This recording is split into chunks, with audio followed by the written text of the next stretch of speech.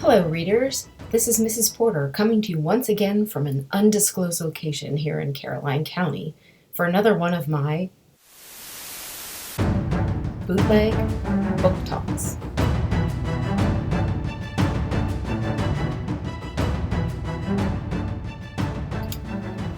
Now, I don't usually go for a theme in my book talks, but as I looked over the books that I'd chosen for today, I noticed that they had something in common. They all have a female protagonist, basically meaning the main character's a girl. Now, guy readers, don't let this put you off, because I know you have trouble understanding the girls that are in your lives. And frankly, if you ask them to explain things, they're not going to tell you. They barely understand themselves. But if you read books about them, you might get a better understanding of what's going on in their heads. So the first book I have for you is called Scars Like Wings. The main character's name is Ava Lee. Ava has lost just about everything that is important to her. There was a fire at her house. She lost her home, and sadly, her mom, her dad, and her best friend were killed in the fire.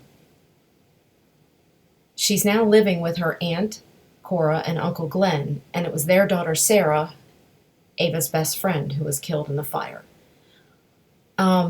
Ava was burned over 60% of her body, and it's taken about a year for her to get to the point where the doctors feel she's ready to get back into the real world again.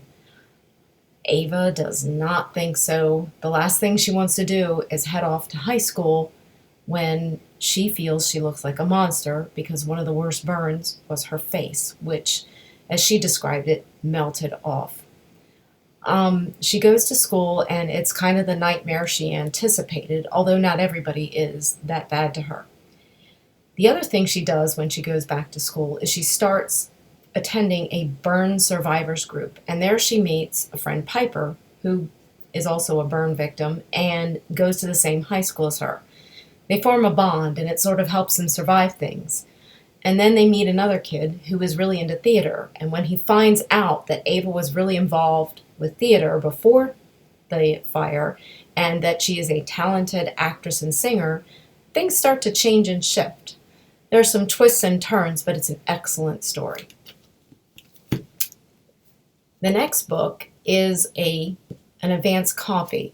It says it's not being published until April, which is next month, but I believe if you have a Scholastic Book Fair at your school or at any school near you, you can grab some copies of this. It's a graphic novel.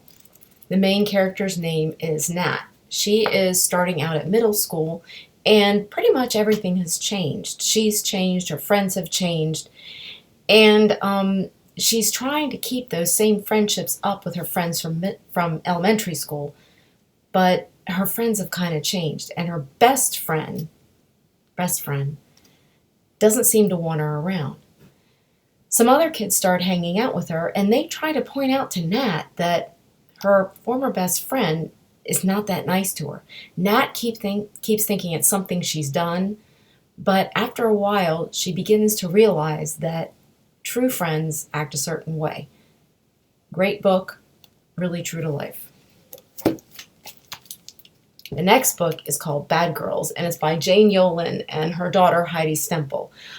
This is a book full of true short stories about women through history who were kind of known as bad for different reasons.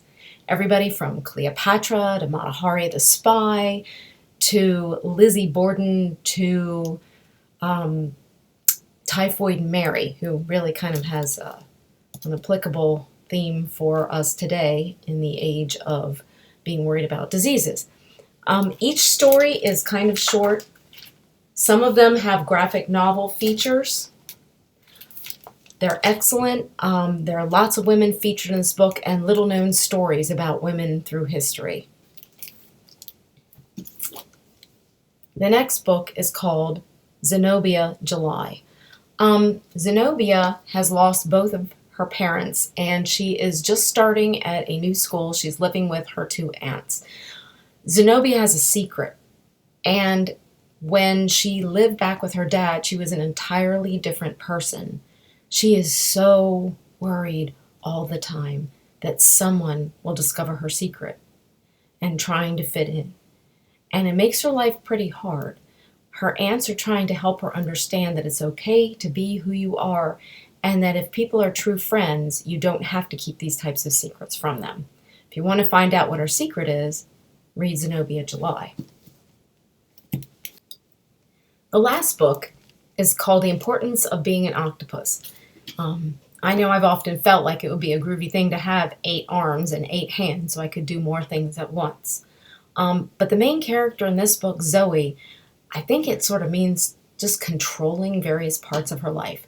Zoe lives with her mom and her siblings and her mom's boyfriend. She feels like her mom's boyfriend isn't really the best person for them, but her mom is not hearing that. Her mom works really hard and is trying to provide a better life for them. They don't have a whole lot, and being with her mom's boyfriend gives them a safe place to live. Stuff is going on at school. Her teachers want her to join the debate team because Zoe is really super smart. But she's worried about committing to doing things because she feels like she has to be at home to watch out for her siblings, and there are some issues there. Things sort of come to a boil, and she finally admits to her mom and makes her mom see what is really going on in their lives. If you want to read about a really strong girl character who's carrying a lot of the load and handles it well, read The Importance of Being an Octopus. All right, what am I reading now? I am currently reading the latest Nathan Hale book called Major Impossible, and it is historical graphic novel fiction about the men who explored and discovered a lot of what the Grand Canyon has to offer. Again, graphic novel version. I actually got to meet Nathan Hale this summer, and if you come to my office, I'll show you a piece of his original artwork that I have on my desk. And as always,